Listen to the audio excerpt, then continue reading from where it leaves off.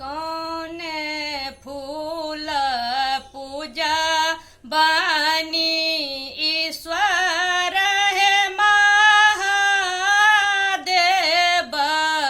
ईश्वर है महादेव। कौन फूल गौरी गणेश है, कौन फूल पूजा बानी पांचों बहिन है बिसहरी,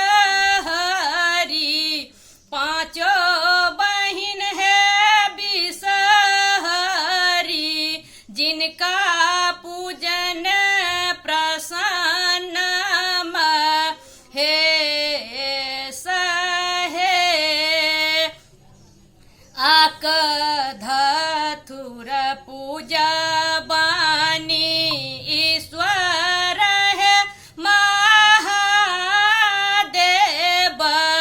ईश्वर है महादेव। अड़हुल फूल गौरी गणेश है, चंपा फूल पूजा बानी पांचों बहिन है बिसहरी, पांचों बहिन है बिसहरी। जिनका पूजन प्रसन्न है सहे, की भोजन देवन ईश्वर है महादेव, ईश्वर है महादेव। की भोजन गौरी गणेश है, की भोजन देवन पांचों बहिन है बिसहरी, पांचों बहिन है बिसहरी। जिनका पूजन प्रसन्न है सहे, भांग भोजन देवन ईश्वर है महादेव, ईश्वर है महादेव। खुआ में बागौरी गणेश है, दूध लाबा भोजन देवन पांचों बहिन है बिसहरी, पांचों बहिन है बिसहरी। जिनका पूजन प्रसन्न